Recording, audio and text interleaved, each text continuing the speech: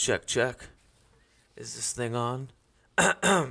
Let's try this again. As some of you might have noticed, I have been a little bit absent in the audio podcast realm. Although I have been heavy in production and getting into live streaming, doing that goofy YouTube stuff, working on the audio sigil that We the Hallowed is going to be putting out in a couple of months, and working on a new album.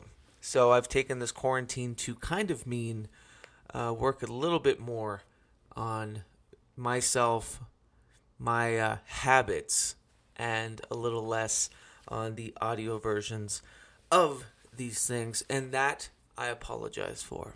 However, those of you that have been paying attention to the YouTube channel or Twitter have noticed that this episode has already been released via YouTube. Sir Bran The Blessed is a dear friend of mine, a queer witch paragon, a wonderful, absolutely wonderful resource and incredible mage themselves. And I wanted to clean up the audio a bit before releasing this, because this was one of my first instances of live streaming an actual audio podcast. So there's a bit of an echo on Bran's voice, and I've tried my techno wizardry to its fullest tilt and have only cleaned it up just a bit. But I think it's audible, I think it's listenable, and I think I'm just an anal retentive asshole when it comes to these things. You might notice that the audio channel for this podcast, wherever you listen to this, might be bombarded with a few episodes this weekend, as I'm catching up and trying to get back into the narrative of doing both the video, the audio, and the website wethehallowed.org or pragmagick.com. It is also kismet that I'm releasing the audio version of this live stream episode a couple weeks later, because Sir Bran is still having wonderful deals for tarot reading. If you'd like Sir Bran to divine, to soothsay, to soothsay things about your life through the wonderful arcana that is tarot, you can do it for as little as $20 through June. And that is all serviceable through the Instagram account of Sir Bran the Blessed. Links in the show notes. And without further ado, it is my pleasure to reintroduce you audio listeners to one of my best friends and the lovely mage and queen bee, Sir Bran the Blessed. Haunt on. When we are doing the will of our true self, we are inevitably doing the will of the universe. In magic, these are seen as indistinguishable. That every human soul is in fact one human soul. It is the soul of the universe itself. And as long as you are doing the will of the universe, then it is impossible to do anything wrong.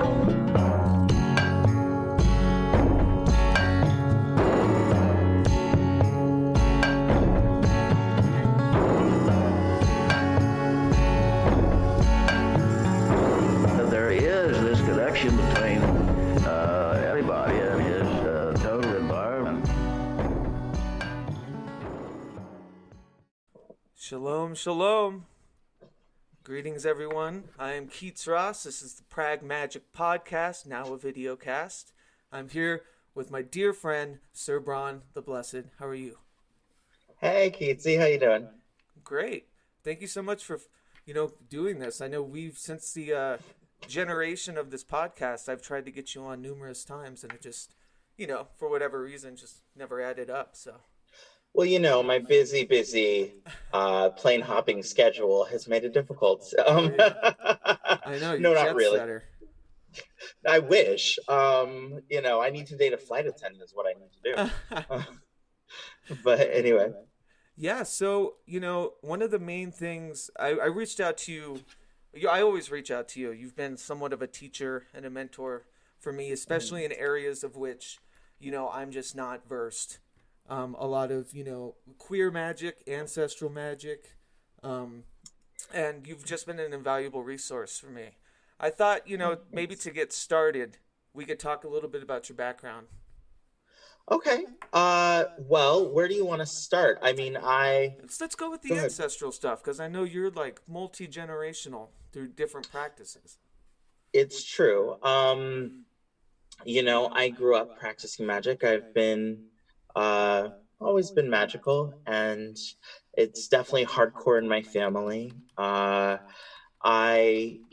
am Creole and also Mexican and Irish. So I grew up practicing curanderismo, voodoo, hoodoo, and even Irish cunning craft. And I even, just like any teenager, read plenty of Wicca books. Read read anything I could get my hands on too, and then had lots of hands-on training with my family itself. So that was really really helpful, and I learned a lot just from observing and seeing. I think some of the best ways you can learn. Books are great, but in order to not be an armchair magician, as the saying goes, I think Right. the most important thing is to realize that magic is an active um, participation ritual. And so, oftentimes, the best way to learn, in my opinion, is to get out there and learn from someone else, Yeah. IRL. Yeah, absolutely. Can we talk a little bit about your earliest experiences within the different currents that you had as a kid? I mean, it's so I always thought it was a huge pain in the ass when I was younger because I was like, I want to go play. Right. And I'm being taught herbs and I'm being taught tarot. Yeah, I remember my grandpa teaching me tarot and checkers at the same time. I remember that he was teaching me checkers, and I thought I was really good at checkers. By the way, for years I thought I was really good because he would just always let me win, kind of, and I really believed I was winning, which actually I found out later is something you're supposed to do with children a lot because it actually builds their confidence. But occasionally he'd whoop me, but I was like, he'd be like, "How did you? I didn't see that coming." But in addition, he'd like teach me tarot, like it'd be like a game, and then it'd be like, okay, now these three cards, like so. I found it a huge pain in my ass mostly, but it was something that just was part of my life and so intrinsic to what I did as a kid. Right, but it seems also too, I'm sure, like an insular thing because you obviously, I mean, not obviously, I don't know, but you didn't have a lot of people your age kind of experimenting with the same, right?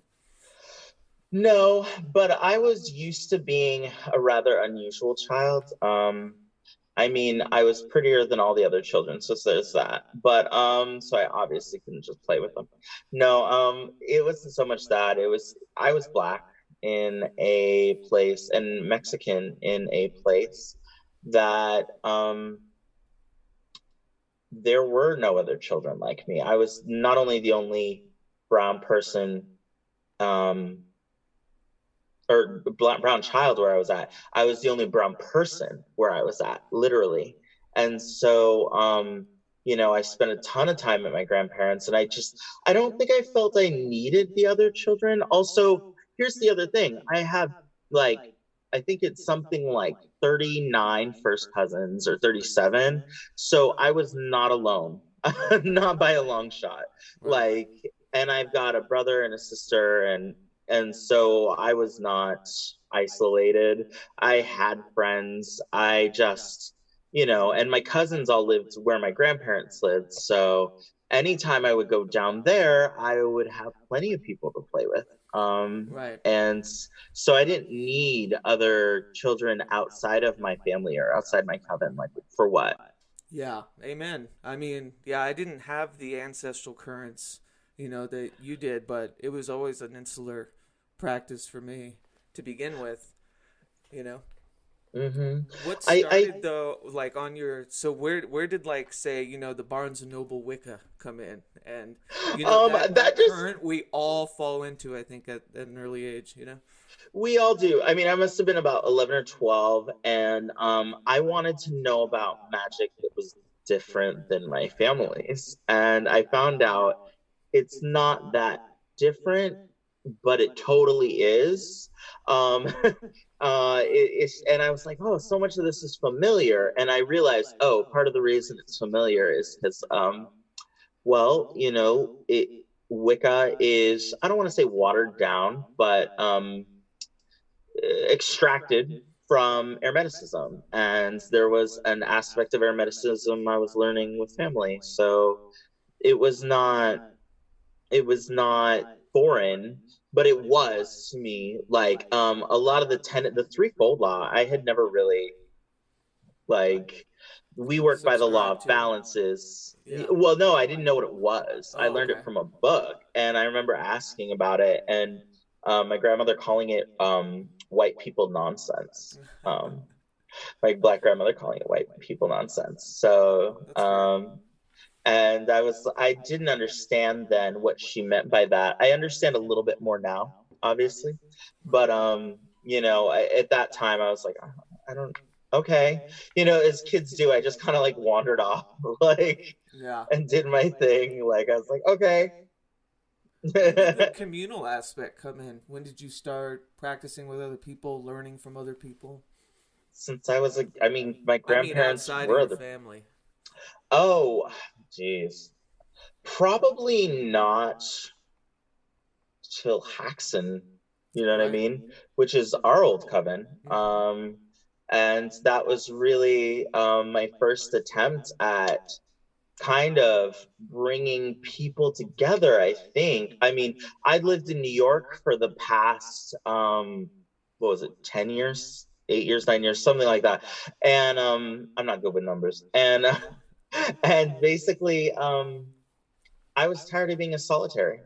I was really, really tired of it. I wanted to grow in my craft. New York is magical in a lot of ways, but I don't think it's magical as magical as, say, Portland or Sedona or New Orleans or Savannah, or south of France or south of England or Ireland. It's not magical like those places. I think once it might have been, but I couldn't find it there. And I had a hard time locating the botanicas, and I had a hard time locating a lot of the things I needed. And also, I was performing in musicals. I was modeling full time. I was styling as a freelance stylist, and I think I said modeling already, but I was just like doing all these different jobs Mm-hmm. to the point where, to be honest, I had no spare time to really devote to my practice except for on a personal level, because I had to be, in order to do group stuff, it's a group circle or etc. You really have to plan, and Yeah. you really have to have, and you really have to carve out that time. And at that time, I was very focused on my studies as a performer and really getting out there as a performer, really doing the entertainment industry. And I did it hard. I was so devoted. And I think that that was really great. But it was the time period I was in at that time. And, when I came home here to Portland, Oregon, I really had to reassess what was important to me. And, I started reading cards and I monetized reading cards, doing what my grandparents did. And it's just like I started really being a business person in that way. And that was the best thing that had ever happened to me, because when I came back here, I had started waiting tables and learning to bartend and stuff like that. I had never had a non-performing, non-modeling job. I had never had it. I And think that's so when I met you. It was around that time. Yeah. it was around that time that we met. And then, from there, I did start reading cards, and that has been the best thing for me. So healing for me to go back to those fundamentals. And of course, after Haxton disbanded, I founded a house called ZephyrHaus. Right. And ZephyrHaus has built on the bones of Haxton, and I think what we were trying to do, but we didn't really have the language to do. Right. You know, it's funny. It's like almost what I was attempting with more in the artistic sphere with those early We the Hollowed salons that, you know, you Yeah, come to. But yeah, with more of the education of, say, what ZephyrHaus or Haxon used to do. And it's yeah. amazing to see the generation of ZephyrHaus from those initial gatherings, those initial rituals to what it is now. Yeah, we started out with 6 people. Mm-hmm. I think like 6 to 10 people. And now we have something, I want to say we have like 100 from like 120 people. So that we've become a small church. We're working on our church status right now. Right now, we are a nonprofit organization and we cover a lot of ground. I mean, we have a seasonal ritual. So one for fall, one for winter, one for spring, one for summer. And then we have a monthly study group, so Right. called the Occult Study Group, which is something that we definitely did in Haxon. Mm-hmm. That was most of our focus was studying in Haxon. And then we also have the Magical Mixer, which is once a month, and it's just casters. You'll hear me use the term casters because not everyone considers themselves a witch. Some Right. people are sorcerers, some people are conjurers, some people are etc. Casters is just a good blanket term. But basically, it's just for casters and magical community to get together on those magical mixers and just eat and drink and be in each other's company. And then, of course, we have an entire series of classes that we teach. If we do not have someone who is qualified to teach something, I find someone who's a specialist and I bring them in, whether it is a Santero priest, whether it is a Buddhist monk, whether it is a mambo from voodoo, whether it is a work hunter from Cutting Craft of Ireland. Like, we bring in all kinds of instructors, and it's really, really cool Yeah, I've always to just kind of appreciated that. grow It's like that. been incredibly inclusive considering all the different currents that people bring. It's one of Yeah. the few things that I thought, you know, was so important with We the Hallowed and Haxon and ZephyrHaus was the, you know, the ability to bring in people of way different kind of backgrounds in spiritual Hmm. practice and magical practice, and then, you know, throw them in a mixer and people, you Yeah. know, learning. Have you found a common thoroughfare, like a thread between everyone? Is it just like a People are spiritual human. purposeness, you know? People are human and they want to Yeah. connect to others and they want to love and be loved and they want friendship and they want guidance. Um, the way we're set up in ZephyrHaus is I am queen of ZephyrHaus, meaning I call the shots. I am the face of the company, if you will. And then my lovely and wonderful eldership is made up of 2 others. One is a person of color named Terrence, who is an amazing reader and very knowledgeable and very sarcastic. And he is elder of ceremonies, and he's got this amazing background. It's in different kinds of magic, from ceremonial to his specialty, which is Mediterranean Right. craft. But he is an amazing priest. I am a very good magic worker, but my priestly duties and my mystic duties are something I'm really working on. So I watch Terrence a ton. I learn a ton from watching him work. And then my other elder and my kind of right hand is Rose. And Rose is an amazing ceremonial magician and also is a Buddhist, I believe. Nepalese Buddhism is what he also practices, I believe. Right. And he is the Elder of Internals. So we have the Elder Ceremonials, we have the Royal Elder, which is me, and then we have Elder of Internals. And Rose basically handles the back end of stuff. Rose handles the stuff that I'm like, I can't. Yeah.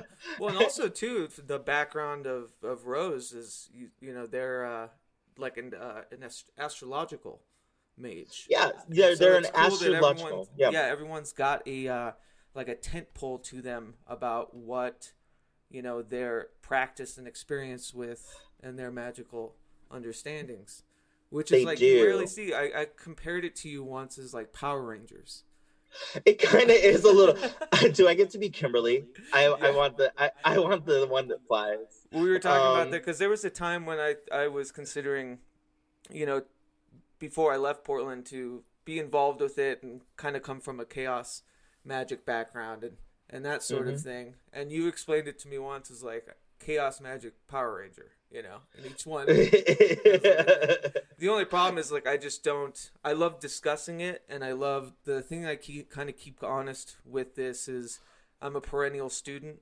I love to share, and I love to work with other people and learn, but it's hard for me to kind of how do I say this, to decide that I'm of the ilk to be teaching, I think. I understand. Well, I mean, that's kind of, people have different commitment levels, and that's what I like about the way we're doing ZephyrHaus is, number one, there is no commitment for people who are coming in and out. Like, we're an open circle. I will use the term coven, but really we're a circle of solitaries. And what that means is we all have our own practice, and we're learning from each other, but we're not necessarily doing each other's practice. It's more so that we are knowledgeable, respectful people who know about other people and give a damn about other people. And also, may I just say, there's some practices that we don't allow white people to learn. Like, there are certain things that I teach. Anytime I teach Hoodoo, I teach Hoodoo only to people of color, specifically aimed at Black and Indigenous people, because it's our magic. And so, but the cool thing that I was getting to is we have what's called the support council. There's just a couple members who are deeply involved, who are pretty deeply involved, but don't want the level of elder. And because elder's a lot more commitment. And Rose and Terrence have been with me since the very beginning, and they have just been, steady Eddie the whole time. But with the support council, we have someone who runs, because we also have the ZephyrHaus library where you can, take out one occult book at a time, because occult books are expensive and they're hard to find. And especially with a lot of the Brown traditions, people don't know where to look, and I do. So I make sure to stock. Yes, there's plenty of books on runes. There's plenty of books on Irish traditions. I've been really seeking out Hawaiian rituals and magic, because that's harder to find. I found a lot of stuff on limpias for curanderismo, some stuff on brujeria. We've got, you know what I mean? Like, so it's been really great, because essentially you've got three elders who are experienced magicians of different backgrounds who are going to pick out different books, and you put that collection together and you're going to find quite the education. So, but we have a support council where someone just focuses on the library, or someone who just helps with parties, or all kinds of stuff. Yeah, totally. In the initial stages of We the Hallowed, we had that too. It's titles. But what I love about ZephyrHaus is the kind of, I put this, just the confidence of, you know what, I'm the queen, I'm calling the shots. Because otherwise it can be a mess. It's a total mess to give power to everybody. So, it's true. I so admire groups like Sacred Lattice, Sacred Lattice is an amazing organization. I think it helps a lot of people of color. I think it helps a lot of people of color heal from colonialism. It certainly helped me when I was healing. And also, I would describe them as a circle. They would describe themselves as a school. There are a bunch of other circles and schools in Portland Blue Iris Mystery School. There is Azoth, the Azoth coven, Cascadia Freeholds, which is the Nordic kids, and there's a bunch others. There's a bunch of others, but sounds like a post-apocalyptic movie of different gangs of mystics. You know, it kind of does, or like West Side. Exactly. But basically, you know, Sacred Lattice is great. I have no idea how they get things done. They do, but they have this like steering committee, and they do everything by committee. They also have a different pace than ZephyrHaus. They do things as it feels natural to them, and I think that's really important, and I really admire that about them. But ZephyrHaus, we keep a New York pace. Right. You know what I mean? We have we're about practical magic, getting it into the community, pushing forward. So what I love about Portland and the magic community here is I love that we can have a group like Sacred Lattice that does their healing work at their own pace and doesn't submit to the pace of colonialism. And then there's also a group like ZephyrHaus, which is very, very aggressive about like, okay, we want to get these things done this year. And I'm a member of Sacred Lattice and I'm a member of ZephyrHaus, and you can do both, which is really, really cool. Yeah, and I had Cecily on, you know, on the podcast back when we were doing the live podcast, and I cherish that conversation. It's one of my favorite interviews. She's so knowledgeable. Yeah, she's so knowledgeable. I wanted to, you know, there's a lecture you did back in the early days of ZephyrHaus about ancestral magic. And well, I did it specifically on Hoodoo, on Hoodoo, But one of my favorite questions was, there was a person there of Caucasian descent that asks, like, what if we can't do ancestral magic because we don't agree with our ancestors? And that always, like, that hit me kind of hard during that. Well, let me be clear about something. I still have very mixed feelings about white people practicing Hoodoo. Sure. Let me just say it off that. And I've really thought about it. And I'm not saying that it's always wrong. I can't make that assessment. What I can say is this. The power source, there are 4 power sources in magic. We've talked about this. There's the earth. There's you yourself, right? Because you yourself are connected to everything around you. You're a finite battery, but you're a battery. And then there's the earth and everything in terms of, like, you know, all that, anything natural. And then basically there is divine energy, which is the ancestors or God or gods or etc. You're pulling from a divine or infernal source, because there's plenty of, you know, people who use that as well, celestial magic, if you will. And then you have blood magic, which is something that you should not be doing unless you're initiated as a priest of certain traditions. Because otherwise it's like dirty money, you know? Like, but where was I going with that? Sorry, Aquarius. Hold on, I'll come back. I was going, boop, boop, boop. Oh, yes. So what I was saying is,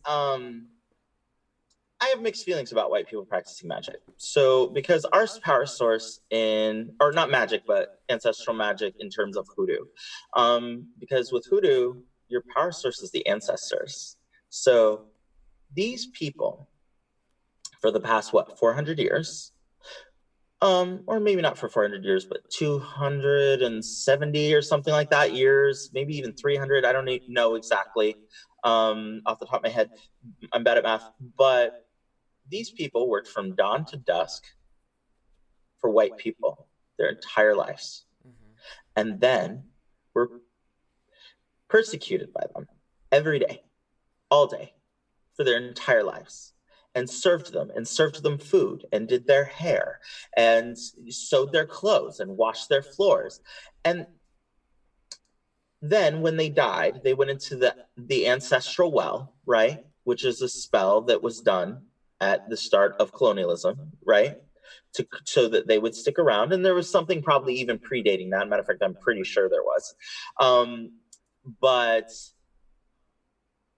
So you expect, as a white person, if say I was a white person coming to Hoodoo, I would be uncomfortable with the idea that, okay, so these people served my ancestors from dawn to motherfucking dusk. And now that it's their afterlife, I want them to serve me. Yeah. I think that's such, it's so disrespectful and privileged. It actually, like, it makes me, like, angry. Well, let's talk about this, because when I started working with Santa Muerte, I came to you because, you know, she spoke to me throughout my life. You know, I grew up in the barrios of the Sure. Southwest, and I'm Sure. not of Hispanic descent. But you know, there was something that sung to me, and I came to you about this kind of conundrum, because you want to give reverence and you Sure. want to give, you know, Sure, homage to and the things that sing to you, but you also don't want to overstep your bounds in a way. it's so, you know, it's so individual. What I was speaking Right. of was specifically in reference to Hoodoo. Um, I feel differently about Voodoo and Santeria. I feel like with Voodoo and Santeria, the Loa or the Orisha call who they call, Hmm. and a lot of times that is white folks, a lot of times that is Hispanic folks, And a they lot of use times that is Catholic, Black. yeah, imagery and saints and Sure, yeah. that's a safety thing. That's a Right. leftover I from, remember, that's yeah. synchronicity. But it's different with Hoodoo. Like with Hoodoo, make no mistake, it's a form of, I wouldn't say sorcery because it's different than sorcery, but there's no one guarding the gate. Which is cool. I love that. However, and also with Voodoo and Santeria, the Orisha or the Loa guard the gates. Right. And so I don't get involved in none of that affair. And I'm not one to second guess or question them. And on that, and cool, I don't really need to, you know what I mean? And not that I want to gatekeep even with Hoodoo, but as I said, I just have really strong mixed feelings about someone practicing that way. As for Santísima Muerta, she's the one who decides who and she's got quite the reputation. So she doesn't want you, she won't have you. And so I just, I you think know, this is it's the a little first time different. I've been outspoken about it. You know, I've touched on Yeah. it, but you know, it's something.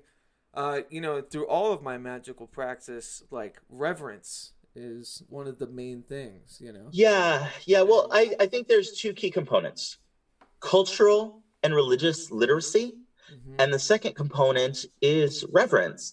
And we talk about it in ZephyrHaus because there are white people who feel drawn to this or that or the other.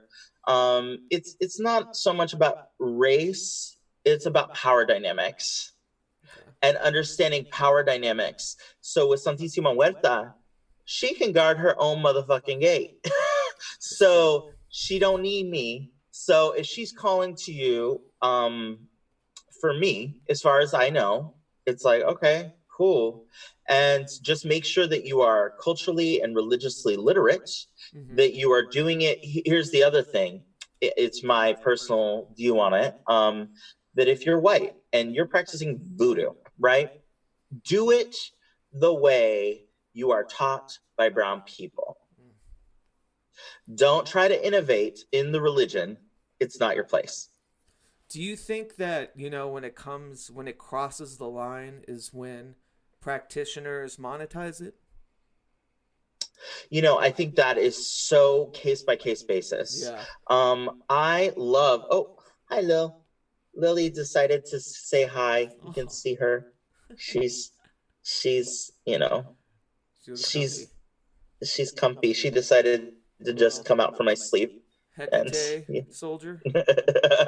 Right? Oh, okay. Sorry. Didn't mean to wake you up. Jesus. She just gave me this look like. Mm-hmm. But what was I saying? Just yeah, monetization. Yeah.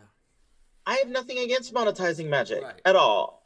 Matter of fact, well, let me be clear. Okay. Brown people have always had to monetize their magic in order to survive. period. End of story. This idea of, oh, it's wrong to monetize magic is a Wicca thing. It comes from some white supremacy shit where you have ancestral wealth, Right. and I or mean some white guilt. monetize like when it's not of your culture. Oh, I see. And you monetize. Yeah. I mean, there's a lot of authors out there writing on things that aren't theirs, which I wouldn't have such a problem with if you could also find Black authors. But as far as I know, there's Stephanie Rose Bird. There's the woman who wrote Jambalaya, which I'm blanking on her name. There's Tanya. Oh gosh, and I've come across like 3 books on Hoodoo that have a brown author. Yeah. Everyone else is paler. That does not mean, again, it's not that I think that white people should never practice Hoodoo. It's not that. They may deeply feel called to it. The ancestors may call them forward into it. I don't know why I'm particularly so much more like, I guess because the power is so strong, and I don't always trust white people to do the right thing. And it's been seen over and over again. There is a very big company that monetizes Hoodoo oils and Hoodoo books and produces them. And again, I wouldn't have such a problem with it if the white people in question understood that brown people and brown people magic is all about community. And so they're not doing it in brown places. They're not doing it in Compton. They're not doing it in Brooklyn. And granted, I live in Portland, Oregon, because that's where I'm from. Right. But I live in North Portland, and I make sure to teach Hoodoo to brown people. I don't feel like that's what they're doing. I feel like they're doing it for a white audience, for the white gaze. I feel like, from what I've observed, and there could be things I'm not seeing, but I don't feel like they make it accessible financially for brown people. You have to think about the fact that the average brown household makes 1/7 of what the average white household does. Right. I cannot afford a $450 class on Hoodoo. Fuck you. Yeah. You know what I mean? And that is not cool. I'm sorry. It's just not. It's one thing, however, if it was like $450, however, we have this POC or low-income accessible rate. We do things like that in ZephyrHaus because I saw so much of that even like, you can see me just getting emotional about it. It's just so privileged and blind. And, I just saw the other day on Twitter, someone was tweeting about a particular book. And they're like, I love my queer magic. And this book is written by a queer person. I don't know him. I'm sure he's great, whatever. I don't know his background. But, it was in addition to these other queer authors, which, again, love that there's queer authors making great books. It's not that. But Hoodoo, this book was on Hoodoo, one of the books they were tweeting about. And I'm like, just to be clear, that's Black magic, Black people magic. Not that it's not inclusive of Black queer people, right? Because Hoodoo is definitely very that. But what annoyed me about that was it just felt like everything that white people see, they think they can pick up and just make theirs. And you can't fucking have everything. Like, no, no, I'm sorry. And I don't care if that upsets people. I'm sorry. Like, you don't get everything just because you found it and it, you know what I mean? Like, you don't just get to pick it up and, oh, now Hoodoo's queer magic. Well, yes, it's queer inclusive magic. It is queer magic in that there are plenty of queer Hoodoo practitioners, thank the Lord. But at the same time, no, it is Black people magic. And it just, there's an old saying in the Black community, Black people ain't shit. And unfortunately, what that means is we can't have anything. We don't get to keep anything, whether it's hip hop, whether it's rock and roll, whether it's the blues, whether it's country. We created all these things, but we don't actually ever get to keep them. Go look on the iTunes page and go look under blues. All you'll see is white artists now. I mean, that's hilarious. In the darkest sense. In the darkest sense. I mean, they'll still have Nina, or not Nina Simone, Billie Holiday on there and all those classic artists. But the new ones that they're signing, I mean, look at hip hop now. You've got so many white artists because white people have grown up with hip hop enough to where they can emulate it and be part of it. I'm not saying there aren't great white hip hop artists, but now they're not signing black hip hop artists. They're just signing, or predominantly signing, white hip hop artists, which is not the artist's fault. It is the record industry's fault. I wouldn't mind white people sharing in things if I could trust them to actually share. I mean, I was that white kid in the desert playing Skip James and Mississippi John Hurt, you know, and that sort of thing. But it's always been, and it's the same with magic for me, I guess. I think what I'm trying to figure out here is when the reverence morphs, when it morphs from, you know, being sung to by it, practicing it, and endowing, you know, other people with your process or your journey. And when it changes into like a form of, you know, expertise or something. Because I have no problem with white people being expertise in it. They're not actually, academic, and if they are, they're telling them how to do it. You know what I mean? Yeah, it's a real thin line, and it's one I'm constantly trying to find in ZephyrHaus, how much to include who, what. Part of my reticence in actually leading ritual is because it's rare that I will share some brown magic with white people. You're one of the few that I've done that with. And also, I feel like it's different if like white people are helping me with hoodoo. It's like, if I trust you, if I'm trusting you with this, what I'm trusting you with is simple. And I think I said it to you when I taught you something. I said, look, I have no problem with you using this spell on a personal level. Use it to make you safe. I ask that if a brown person wants to know this, you teach it to them for free. Right. Yeah. You teach it to them for free. It is their magic. It belongs to them.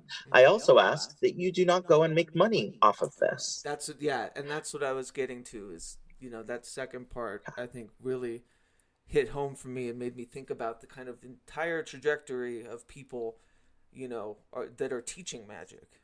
And and the fact that there aren't I'm sorry to interrupt you. Go ahead. No, please. No, go ahead. There aren't brown authors writing on, there aren't many brown authors writing on this. There's also I think Lilith Dorsey, but I think she's a voodoo priestess. If I'm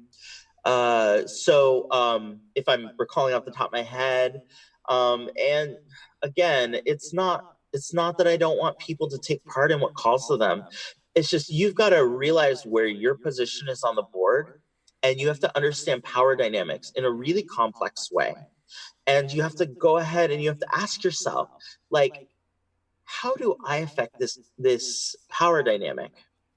How do I take part in this? There's a great book I recommended to you called White Supremacy and Me, by Layla M. I think you say it's Saad. Beautiful name. I don't know how to pronounce it, but I make all the white people in ZephyrHaus do the exercises. I make all of them go through it because, look, it's about consciousness. White people in this country are not culturally literate. How do I know they're not culturally literate? Because I, as a brown person, had a ton of cultural literacy in terms of my own culture and white culture, because I am also Irish. And, you know, my name is Bran, for Christ's sake, which means raven in Gaelic. But, you know, I had to teach myself activism and the difference between Malcolm X and Martin Luther King and who James Baldwin was and what Nina Simone stood for. Like, if I had to go learn it, and read the work of Frederick Douglass. If I had to go learn it because it's not taught in schools, I can guarantee you it's not being taught properly in white schools. And if I have a hard time navigating a lot of these topics, and if I am having a hard time with all these questions, I know white people are. They just aren't necessarily being as honest with themselves about it. And that's a damn shame. I mean, some are, but some aren't.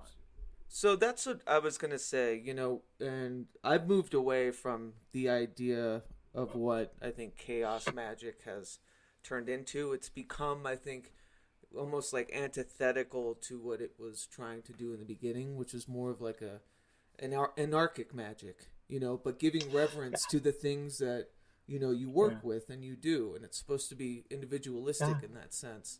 But to me, the important part was... it's just reverence, giving reverence to whatever you're using. I think a lot of modern magicians don't follow the source, don't kind of consider where the history of things and where they're coming from, and are results based or too obsessed with just results, I hear you. I wouldn't say modern magicians. Well, first off, we're in the contemporary age, Keats. There's a difference between modern and contemporary. Your furniture. Yeah. But in addition, I would say modern white magicians struggle with that. I think that, or ones practicing white faiths or magical practices. But to be real with you, there are plenty of voodoo priests who are also santeros, and there are people who balance it just fine. You keep your stuff individually in the lane. My curanderismo is separate than my hoodoo, is separate than my cutting craft, is separate. Not that they never mix or blend, or there's no like meat at the border. Yeah, absolutely. Not to make a border joke. They're all different pillars that hold up this structure. But you absolutely can. I just those little plates when you were little that had the little pocket dividers for the food, and your green beans and your chicken and your. Oh yeah. I think of it like that. TV, but it's the same meal. But it's the same meal. Like you absolutely can. I'm not even suggesting that it can't mix a bit. I mean, when you got older and your mashed potatoes get on your green beans. So that's a great analogy. So also in a sense, the packaging is yes. I'm going to move because Lillifred wants to go out. Oh, you stalled. So sorry, you're getting to see my room a little bit. Yay. I'll put you on a main here. If you want to show us around a little bit. Sure. Give me a second. Okay. Okay, so you can see these paintings behind me. These are mine. Tarot readings. Hold on, let me go ahead and can I flip this camera, or I don't know. Yeah, that's my messy closet. Nice. How do I flip this? I don't know how to flip this. Hold on. Yeah, I'm not sure. Oh, and my hand's over the camera. Okay. So just some things you're gonna see. Oh, what happened? Oh, the video left. Still got you though. There you are. Hold on. Do you have me? Yep. Okay, so you're gonna see my kimono wall. Do. And then there's my ancestral altar, starts all the way over on the wall. You'll see Frida Kahlo, Joan of Arc, Maya Angelou, Auntie Maya. And you can see my actual altar right here. Thank you. These are my grandparents right here. How do I do this? Okay, there we go. You can see them. Above them are my other grandparents. I have one grandparent from Ireland. Right there, my grandma Betty. And then behind her, you see my abuelo. Right there, he's from Mexico. And then my Black grandparents as well. And then the altar goes all the way around. You have more Frida Kahlo. And you have the starter of the queer rights movement. And you have the Black African. Oh, you're breaking up a little bit. Good night, etc. And then, and then I don't know if you can just, this is my little world. It's, especially right now in quarantine. Yeah, that's right. I mean, that's why I was excited to see it. I also, I feel privileged that you showed us the altar, because I always have a weird touch and go kind of perspective with other people I talk to about sharing, their personal practice or sharing their altar I've got work or spell work, I've got no inhibitions about that. If I don't want to do something or don't want to share something, I won't. But you know me, I'm pretty open, and I'll be pretty open about where I believe your position is on it. And I've had people push back against that and be like, no, this. And I'm like, cool, like, let's talk about that. Right. And so, because there's a reason I'm thinking this. It's not just because. So, it's I wanted interesting. to ask if you thought, revealing too much of spell work to the public, in this day and age of social media, Instagramming, and I've done this, I've shared my altar, plenty of times, especially when it comes to music, and because it was the concept of giving thanks to it. So I shared it as the cover, of the last album. But I always wonder what you have to say about that. Does it lose power by sharing more too loosely? I don't think so. I think, especially with brown magic, queer magic, etc., it's all about community. So sharing is kind of a quintessential part. My magic is my own. I don't really need to worry too much. I know I'm strong. I know I'm powerful. I know I can make shit happen. I can make shit happen. And so it's, it depends on the caster in question. Someone could see my altar and try to copy it exactly, which, P.S., I wouldn't care. I'd be like, oh, great, cool. That's what weird. You need to do. Yeah, it's a little weird, but I mean, whatever, dude. But the fact is, I would have very little problem with it, because what would happen is eventually it would morph into their own thing, and they'd find other people that they admire. For me, it's Frida Kahlo and Joan of Arc and my grandparents and stuff. But for someone else, it might be James Baldwin, which actually I think I should get a picture of him. But but the point is, it's going to grow into your own thing. So I don't have a problem with people, especially copying it first. In ZephyrHaus, we have a dedicant program. I was telling your partner Mary about it, where people under 25, they ain't got no money. So what we do is people over 30 ain't got no money too. Oh shit. Not me, I'm a queen, but just kidding. But I wish being a queen was enough to actually make me rich. That'd be great. But no, yeah, exactly. They don't have tons of money usually. So we require that they come to everything at ZephyrHaus, which actually is pretty rigorous, but they get everything for free. And if people have tarot decks that they don't like, that they've just held on to, they can donate them. They go straight to the kids. They go straight to the people. I find homes for them. If the kiddos don't want them, I often find sex workers that do, who also practice. Or POC folks who don't have don't have funds, or just poor white folks, whatever. I don't know why I said it like that, but I did. And I was like, that's disrespectful. But basically, like they're just in the bayou. But basically, those materials do not go to waste. So if anyone has any of those materials, or slightly damaged or whatever, feel free to donate them, because we will find homes for them. But in addition, they have to work like a little community service, the dedicants, but they learn. And a lot of them at first copy me. Like, not me, but they copy me. They copy Terrence. They copy Rose at first. And eventually they kind of start to hit their own stride. They definitely learn quickly.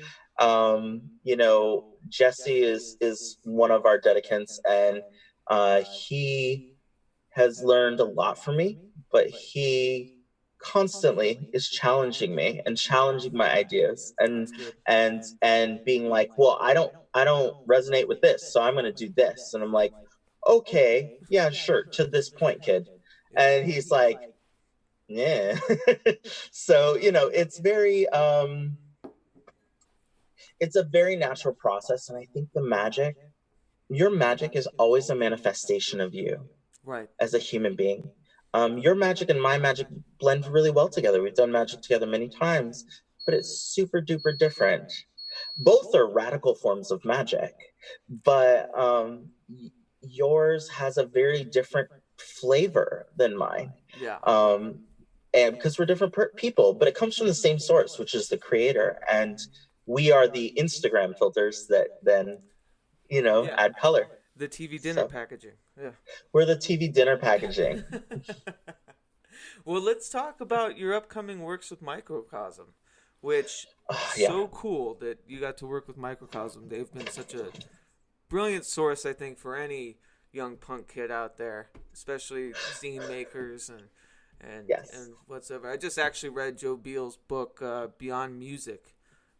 It's like interviews with punk musicians or punks that are doing things to kind of change the world, sustainability, ethics. Really cool book. Yeah, I love being involved with them. I mean, I at first was talking to Llewellyn. I was talking to Troy Books, and I was talking to Microcosm. Mm-hmm. I liked that Microcosm was local. I like that I can go down the street right next door. Yeah. Yeah, I love that I can go right over there and be like, "Hey, Joe." Da da da da. Yeah. I also love that they are so much about uplifting and magnifying minority voices. And by minority, I don't just mean of skin, orientation or race. I really couldn't remember the name race. Isn't that so funny? But basically, I love that they magnify those voices, because in addition, it's made me a better person. I've learned a ton about neurodivergent people. Joe has written on that topic. Turns out we have a ton of neurodivergent witches in ZephyrHaus, and we're working on a class currently all about neurodivergence and how they access magic versus neurotypical people. And it's being written by some of the ZephyrHexen who are neurodivergent themselves. Nice. So I wanted a for us, by us approach to that curriculum. I mean, I prefer that with most of our things when I can get it. And I think that's so awesome that Microcosm is talking about things and has been talking about things that other people are really kind of, I feel like, afraid to broach or etc. And I love that. I also was very suspicious going into the occult game. To be honest, I didn't originally intend to write a book. I just kept looking for this book. I wanted to find a book that talked about intersectionality. I'm more than one race. I am, sometimes I think I felt so alone throughout my life that I wanted to have someone reach out to me through that book. And then I realized that I was not going to find that book. So I needed to write that book. Yeah. And so I found out that, okay, you only have to write 3 chapters of a book to pitch it. So I did. And originally the working title was Mixed Kid Magic. I think it's changed to, thank you. I think I've changed it, actually. It's the I think survival guide or whatever now, right? No, it's going to be the Brown and Queer Intersectional Magical Survival Guide. Nice. Not for sure. It's a working title. I haven't gotten that fully approved yet. Blah, blah, blah.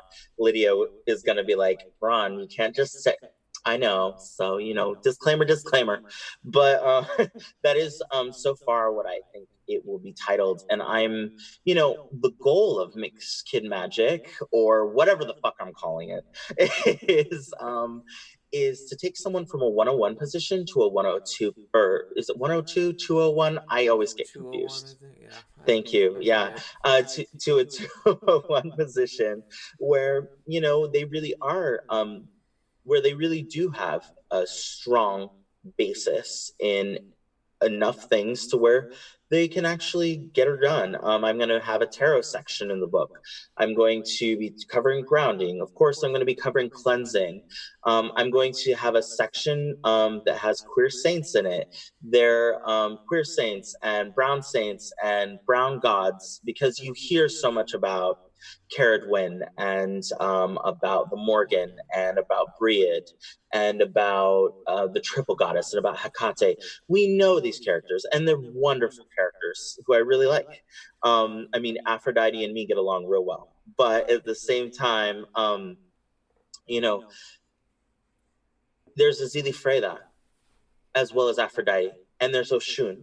And a brown kid should know this stuff. And not enough people are writing about this. And I've done a deep dive, not just into my own traditions, but I've been learning about gods of the East and about Ganesha and about Kalima, and it's so gorgeous and amazing. And I just feel like I want to write all this down so that a brown kid can pick up that book, a brown queer kid, like either or both, can pick up that book and be like, I'm centered in this book.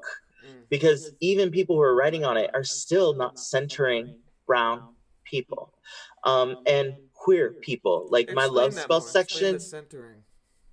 Okay, a great example is my love spell section is going to be all queer love spells. Okay. And then in parentheses, I will write the straight adjustment where, oh, if you're heterosexual, this is this is the adjustment for you. But I really feel it's important to sometimes just center queer people so that they don't have to always do makeshift shit. That's one example. Or my new tarot deck coming out. Yeah, that's my new tarot deck. I was really getting annoyed because I have so many decks that I love, right? But especially at this point when I started illustrating it, I started for the same reason I started the book. I could not find a deck that had more than like one or two black people in it or brown people. And certainly not one where we were 70%, 80%, 90% of it, unless it was one like the African American tarot, which is actually poorly titled because it's actually all African iconography. African American is different than African, although they're connected. And there were ones like the Ghetto Tarot, which is great and cool. It's from Found Things in, I believe, Haiti, and it's amazing. I love that deck. However, and also, I wanted one where we just looked glamorous, where we looked like the kings and queens that we are. And so I realized I kept looking for it and I couldn't find it. So I started illustrating it. And so that's another example of that. Yeah, sure. Hold on, I'll grab it. You shared them with me and they're beautiful. Hold on.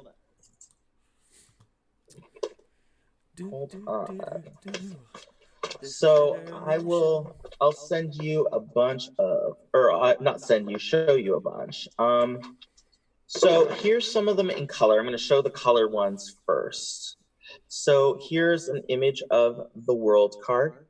There's this beautiful trans woman. I wanted to dedicate it to the brown trans women who fought in Stonewall. And I meant to do a Stonewall kind of look, but it came out 70s. It also was kind of based off the Goddess and American Gods a little bit in that disco scene. I can see that. So that is the world card. Here we have the Empress card. This is definitely a black Aphrodite, an interpretation of this. But this one, it's so all about August. I wanted that feeling of like wheat and and the cicadas, and I wanted her to seem like she was barefoot under that gown. then we have, actually, one I haven't premiered yet. This is the Star. I've just been working on it a little bit. Nice. And she's running that red carpet like it's a river. I don't know if you've ever been on a red carpet, but like if it's you, a river. yeah, because if you go upstream on a red carpet, you're fucked. Yeah. Like, like you can't. So all downstream. Then we have, this is a really personal card. This card talks essentially about my relationship with white people. Not so much white people, but white supremacy and my feelings under it. And I realized I had never drawn myself ever in my life. I'd never tried to do a self-portrait. And so this one is actually a mixture of me and the god Chongo and Saint Sebastian, who is a queer saint. He was killed by his lover, the emperor, which is kind of cool. And he's the patron saint of queer people. And I thought it was kind of cool. Traditionally, Chongo is actually red, but I wanted to kind of do pink to kind of queer it a little bit. And I think it's kind of daring to, because my pronouns are they, them. I thought it was kind of daring to portray such a masculine, figure as a they, them person. Yeah. So that's your hanged man, isn't it? That's my hanged man. Yes, thank you. And then this one I finished yesterday. This is Oshun as the strength card. Yeah. And the cool thing about the strength card is it's all about inner strength. So I wanted to find a new way to show that versus like the lion. Although everyone keeps being like, I miss the lion. I'm like, oh, Jesus. But you can see she has all the elements in the here. Chat said, where's the lion? Fuck you, Terrence. But yeah, so you can see she has all the elements here. And that's really important because it's showing that even though she's soft, she's gentle, she's beautiful, she's calm, she's motherly. I think of this image as a mom juggling all the things all at once, you know what I mean? Yeah. And with a great deal of grace. And I admire women so much because they do have that unique, beautiful ability.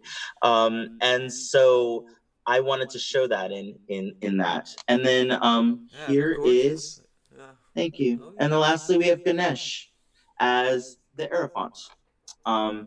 And I made him deeply melanated intentionally. So, and there's going to be more deeply melanated cards. A lot of the ones I've done so far are a little light just because they happen to be the ones that were lighter. But I'm working on the wheelchair. Yes, that's a good point. I forget, but yeah, he's differently abled. There's several differently abled gods throughout the whole deck. So, Artemis is left-handed and in the deck, and then and she's the moon, and then also we have Isis as the high priestess, and she has an amputated arm. There's several different ways that I've portrayed different ability, and I'm gonna probably have another wheelchair or two in there too, because I think it should be more than one. And yeah. The trick has been how to portray it respectfully. Right. Yeah. Right. It's the person's first terminology, Yeah. Well, and how I also realized, I was like, how do I portray someone who's deaf? How do I portray someone who's blind in visual art? That's really, really hard. Yeah, I'm still trying to figure out how to, represent mental illness artistically. After all these years, There's this artist called the Brooklyn Bruja on Instagram. I actually just commissioned a piece from them, and I believe their pronouns are they, them. And pretty much, they do a really good job in their art of portraying that. So I would take a look. I would take a look there, because I actually saw a piece on dysphoria that they just did, and I was like, oh yeah, that seems like it is what it would feel like. I assume that's but it really, I found it. I don't. Yeah, it was just like, whoa, it really caught me. Yeah. So anyway, go ahead. Well, I wanted to quickly. I'm just now looking at the chat mainly, so I wanted to extend a welcome to anyone that has questions for Bran. Put it in the chat. We'll try to address them. In other words, while maybe those are generating, we could talk about what ZephyrHaus has planned now that we're in quarantine. Oh my God, I'm so glad you asked. Nothing. Nothing. No, I'm just kidding. Well, first off, we have this really exciting class by this caster named Tula. Tula is the bee's knees. I really love her entire vibe. She and I were planning a class before. So what season are we in? Are we in Aries season still, I believe? Yes. Yes. So it's Aries season. She was like, okay, I could teach this class about Aries, literally during Aries season. And then, during Pisces season, I'll do Pisces. During Aquarius, I'll do Aquarius. And so I was like, that's a really cool idea. Another facet of ZephyrHaus is that we partner with a lot of the local shops. We partner with Psychic Sister. We partner with Woo. We partner with Clary Sage. We partner with, Danse Macabre, which is one of my favorite locations. We partner just all over the city. Flutter, Sea Grape.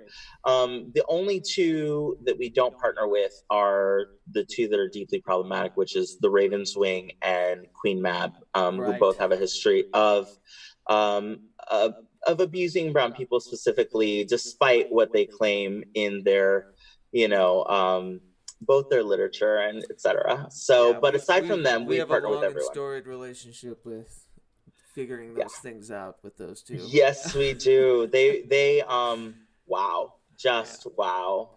Well, so much whiteness and wanted to ask what Zephyr means. That's a great question. So Philip, Zephyr means, well, actually not means, it is a god, actually. They are a Greek god. They fought Apollo for a beautiful boy. And so they were a queer god, which is what I loved. And out of Zephyrus, ZephyrHaus was born, because it's spelled Haus. Right. So awesome. So, but yeah. Well, you got Microcosm coming up. Do you know, is there like a release date you guys are toying around with, or is this still? For my book, it's going to be something like 2 years, which is a second. The cards, I hope we can come out before. There are zines planned, which is really exciting. I'm hoping that there'll be something called like Confessions of a Conjure Queen or something like that. Like, they're taking my personal grimoires and they are publishing them as zines, which is really cool, or at least sections of it or something like that. So I'm really, really excited to share that with everyone. Well, let's talk quickly about, with everything that's going on in the world, you've been active as a tarot reader, or tarot, as you would call it. Whichever. Both are right. And I wanted to, extend kind of the invitation for people to seek you out. And maybe if you could talk a little bit about what those readings are like. Totally. I mean, it's interesting with my business, right? Because with my business, what I did is I found other businesses that I loved, that were local. And I kind of would go there once a week and I would read. This is Woo, Danse Macabre, Cargo, and Flutter. And, people could come and see me during office hours. That was pretty much how I set it up. And I had a square and whatever. I just kind of really made it a very IRL thing in real life. I did the same thing with ZephyrHaus, which is awesome. It builds community really fast. It makes people feel seen and heard. And I love all those aspects. However, it is a disadvantage in our current situation. Right. So I am having an opportunity where I get to build the infrastructure of my company on the back end, meaning I'm becoming a lot more social media conscious. I'm learning a ton. I am now doing FaceTime tarot readings with people. Cool. And not only that, I'm running a sale on it to make it more accessible, because I know a lot of money is a concern for people right now. So I am having a sale, and I sent you the little meme for that, but it is a sliding scale of 60 to 100 for the hour, which is crazy. Like, I've never run anything like that. It's a very reasonable reading. And then for I have a shorter version of readings that I will do for oppressed peoples, that queer, POC, deeply low income.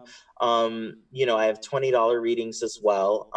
And on all my readings, I do ask that people tip if they're capable of doing it. If not, that's totally cool. But the cool thing is that also it allows me to give back to the community when people do book a reading with me, because let's be real, a lot of my money goes into ZephyrHaus. A lot of my money goes back into supporting. So you get to support a Black, queer, Latinx business person. And so that's also an aspect of reading with me. But I do two kinds of cards. I do tarot, and then I do what I call ancestor cards.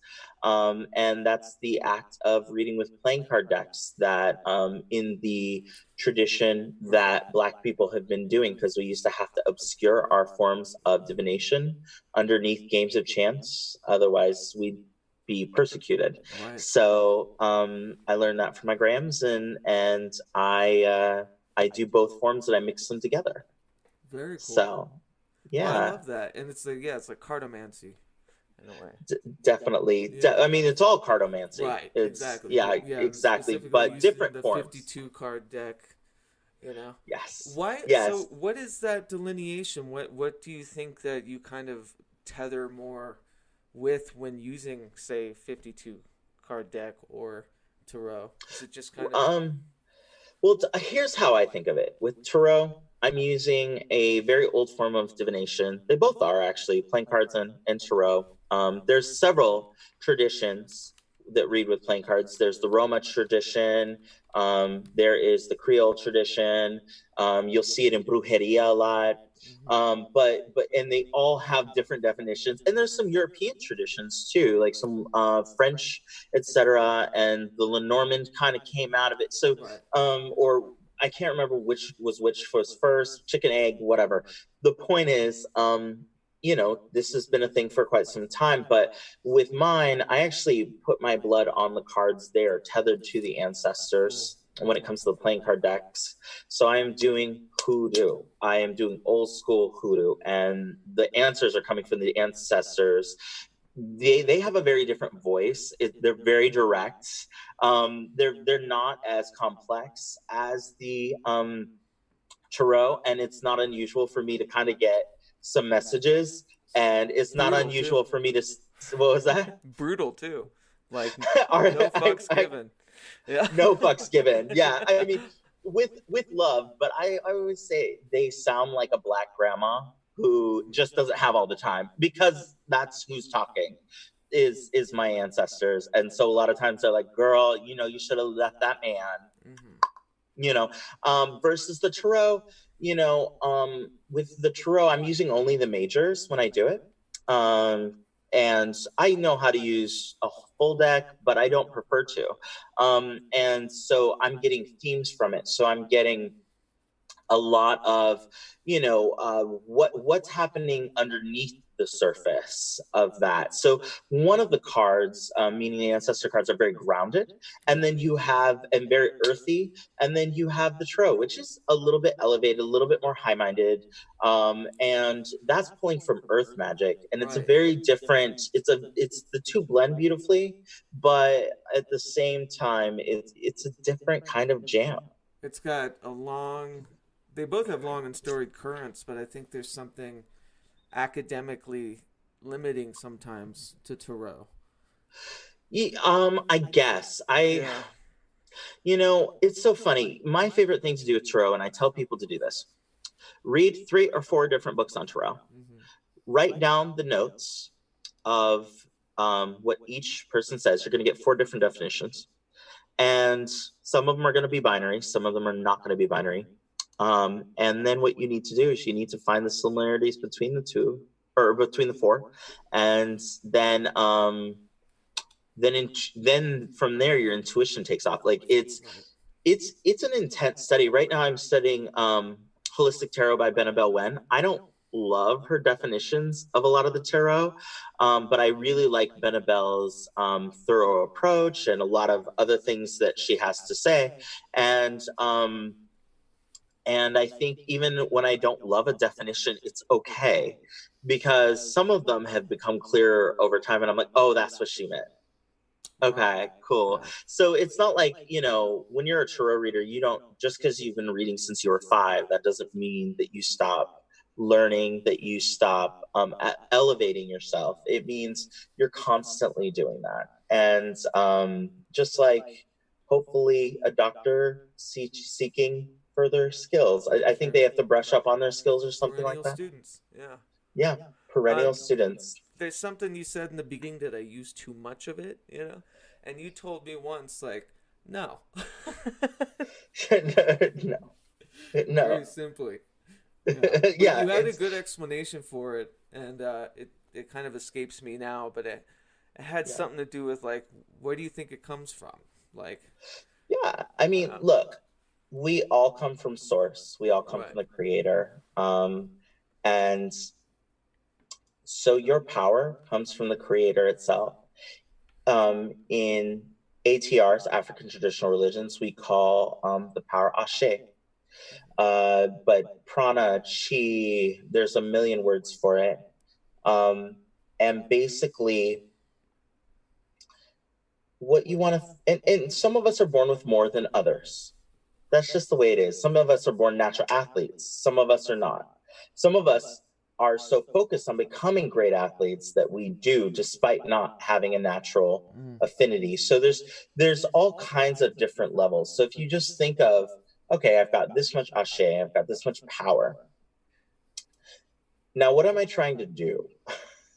Right. There's times where I am reading. I remember it's not uncommon for me to do 12 hours of reading tarot. That is not uncommon, because sometimes I will go from reading at Flutter to, I don't know, advice booth bar, and going and literally reading tarot. People are always asking me, how do I do that? Well, there's several tricks. Number one, if you have quartz crystals, they can magnify your powers so that think of it like, again, an ant, like a sunbeam in the ant. The quartz crystal is the magnifying glass.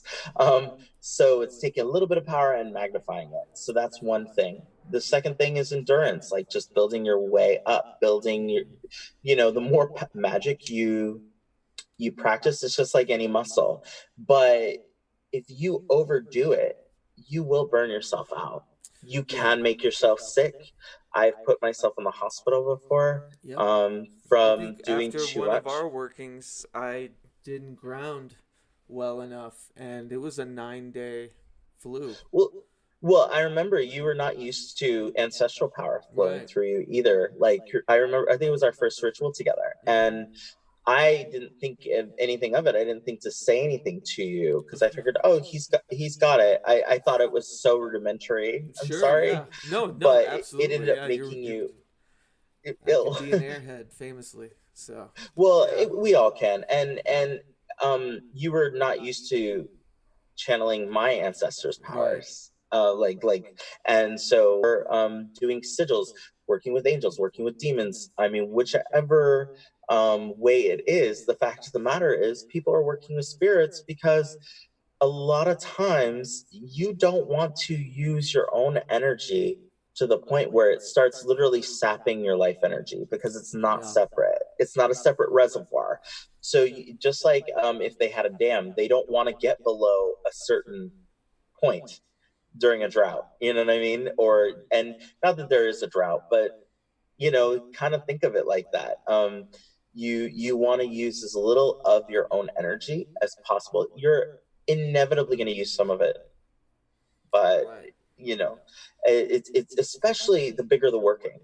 And if you're doing it professionally, and which is not the goal, but for me, or at a professional level, shall we say, you may, or professionally, you may have several people coming to you. I have had 5 or 6 spells simultaneously going on, and they will pull from your energy. So you need to make sure that A, you're replenishing, B, you're grounding, C, you're cleansing and warding. You're doing your due diligence. You know, magical sanitation, necessary requirement. So there's husbanding the energy that we are given and that we have access to, or that we are granted, is really what we're studying, because we are innately made of this energy. Everything around it, we're innately connected. Husbanding it, learning to be wise with it, learning to be reverent with it, that's actually the real test that we're undergoing as mortals. Yeah. So, well, Bran, you have been such an invaluable friend, teacher, practitioner to me. You've consistently given me preternatural experiences through all of this and learning all of this that are so beneficial to just my entire way of thinking, as far as someone that is a perennial student, of all this. So thank you so much, and thank you for chatting with me. Everyone in the chat, please follow Bran. All of the social media links and everything will be in the description. And then, what were you going to say, Bran? Oh, and I was going to say, if anyone wants a reading, please, hit me up. And I don't know, check us out at ZephyrHaus, check out Microcosm Publishing, all those things. So, yeah. This has been beautiful, and once again, there's an infographic and everything linked in the description. Thank you guys for showing up. Charles Williamson, Amanda Pomander, Una, Philip Blair, Joshua, Proto, Rose. That's Rose. Magic, Terrence. It was just been fascinating. So, yes, you guys in the chat have been fascinating, but it's been great to have. I have not been able to see what they've been saying, so I can only imagine what I'm going to hear later. So the live chat will still be available once the video's over, but like with every episode, I will release an article and the audio version as well, and that will be available wherever pods are casted, whether it be iTunes or wherever. So that'll be out next week. Cool. Thank you guys for tuning in. Bran, I love you. Stay safe in Portland. I'll try. And take care, y'all. Haunt on. See y'all later.